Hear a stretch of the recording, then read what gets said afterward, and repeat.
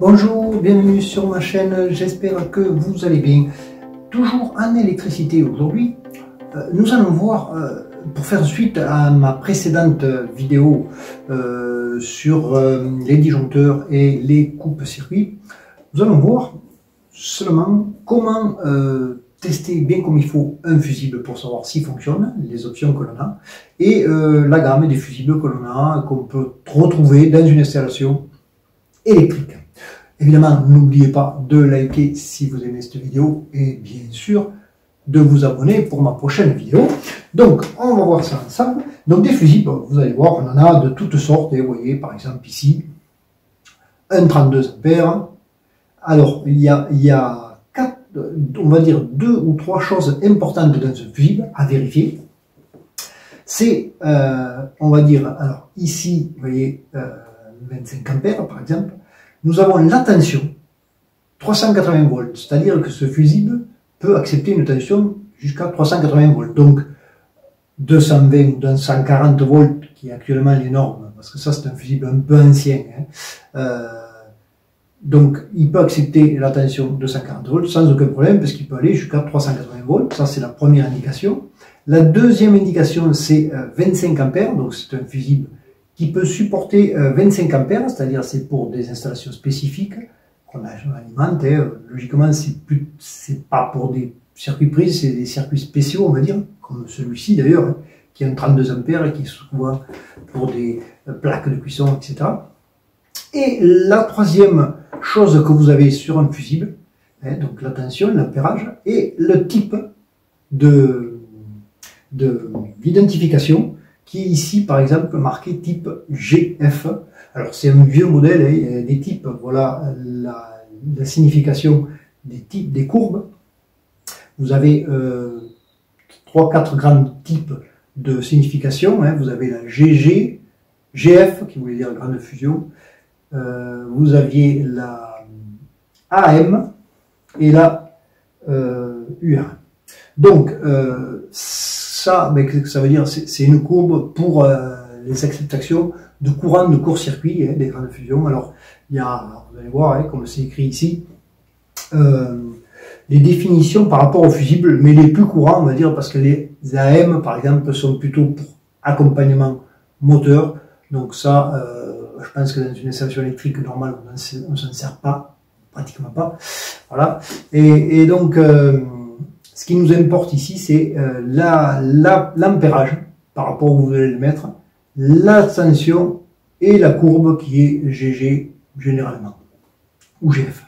Alors, l'autre petite information sur les fusibles, c'est que vous avez ici, vous voyez, ici, là, voilà, nous avons un voyant, ce qu'on appelle un voyant. C'est-à-dire que ce fusible-là est opérationnel. Pourquoi? Parce que la petite languette qui est collée n'est pas enlevée. Et donc, elle n'a pas sauté, donc le fusible n'est pas grillé, qu'on appelle. Donc, il est bon. Ensuite, eh bien, vous allez me dire, ouais, mais tous les fusibles n'ont pas ça. C'est exact. Si on prend celui-là, vous voyez, on peut regarder, il n'a pas de petit témoin. Il a bien 32 ampères, c'est bien signifié dessus. Par contre, vous remarquerez aussi que en fonction des ampérages, vous voyez, c'est pas les mêmes dimensions, c'est pas les mêmes sections. Vous voyez, 16 ampères, c'est encore différent. Et ça, c'est justement pour les portes fusibles qu'on appelle, où on met les fusibles qui vont avec les portes fusibles spécifiques. Donc les portes fusibles, c'est les portes fusibles de du même ampérage. Pour un 16 ampères, c'est un fusible 16 ampères. Pour un 25 ampères, c'est un porte fusible 25 ampères, comme je vous avais montré sur mon ancienne ici vidéo, ou le porte fusible. Et donc, la deuxième solution, quand on n'a pas ce type de voyant, qu'on se retrouve sur des fusibles qui n'ont pas de voyant comme celui-ci par exemple, eh bien c'est le fameux Matrix dont je vous parlais aussi évidemment, parce que un bon électricien se doit d'avoir un petit Matrix. Alors le Matrix, pour le vérifier, pour voir si un fusible fonctionne, et bon, il y a deux solutions. Il y a soit la continuité qu'on appelle, c'est-à-dire ici c'est un non, c'est-à-dire vous voyez, si vous regardez ici, voilà, on va grossir un petit peu, ici, là j'ai mis sur un non, si je fais toucher mes deux fils, vous voyez, hop, l'aiguille monte, et ça veut dire qu'il y a une continuité. Donc, eh bien, pour voir si mon fusible est bon, je vais prendre toujours cette continuité. Alors, on est d'accord, hein, on se met ici, vous voyez, sur la borne, ici, volt d'un côté, et le commun. La continuité, il le change. On ne parle pas de ampérage dedans, on reste en volt, et lui, il dit que du moment qu'on lui met en continuité, il le voit.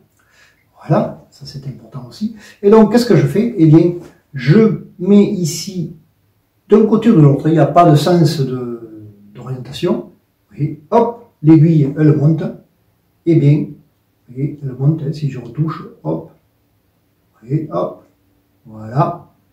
Ça veut dire que ce fusible est bon, mais c'est normal, puisque la languette, elle n'est pas sortie, donc c'est doublement vérifié, celui-là est vraiment bon.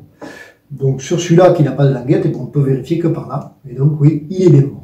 Alors, l'autre système, c'est ce qu'on appelle la continuité, ici.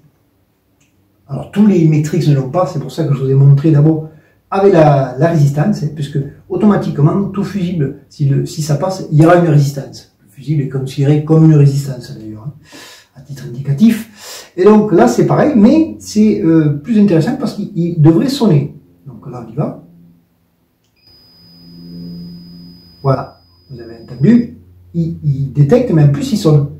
Donc ça veut dire qu'il est bien bon, c'est plus facile parce que dès qu'on entend sonner, on sait que, hop, notre fusible est bon. Voilà, c'était ce que je voulais vous montrer surtout. Hein. Donc après, ben, comme je vous disais, il y a aussi des fusibles, mais ça c'est très rare, vous en trouverez beaucoup moins, surtout dans les installations normales. C'est ce qu'on appelle des AD. C'est plutôt pour la norme C1400, pour les producteurs d'énergie, des fusibles AD qu'on appelle, qui sont des accompagnements disjoncteurs. Et ça, c'est encore autre chose. Voilà, mais écoutez, quand vous avez compris ça, vous êtes paré pour tester vos fusibles, pour savoir s'ils sont bons, et pour savoir qu'est-ce que vous devez mettre en fonction de votre installation, hein, donc en sachant que 10 ampères, c'est comme les disjoncteurs, hein, 10 ampères, c'est pour le circuit lumière, on va dire. 15 ampères, vous en trouverez très rarement, on va dire plutôt 16 ampères. Donc hein, voilà, je vais vous montrer, donc vous avez 10 ampères ici, c'est le circuit lumière. Vous avez 16 ampères, c'est le circuit prise normal, on va dire. Vous allez après avoir 25 ampères. Alors 20 ampères, vous pouvez trouver aussi, mais c'est plus rare. 25 ampères, c'est un circuit un peu spécifique, mais qui peut servir de circuit prise. Et ensuite, vous avez les 32 ampères qui, eux, vous voyez ici, les 32 ampères qui, pour les plaques de cuisson ou les fours. Voilà, mais écoutez, j'espère qu'en tout cas que cette petite vidéo courte sur les fusibles vous aura apporté quelques éléments aussi pour pouvoir détecter et savoir comment on détecte un fusible et comment on l'installe et comment on le retrouve par rapport aux annotations qu'il y a dessus. Merci de me suivre. N'oubliez pas de liker si vous aimez cette vidéo et bien sûr de vous abonner pour mes prochaines vidéos. Merci encore, à la prochaine, au revoir à tous.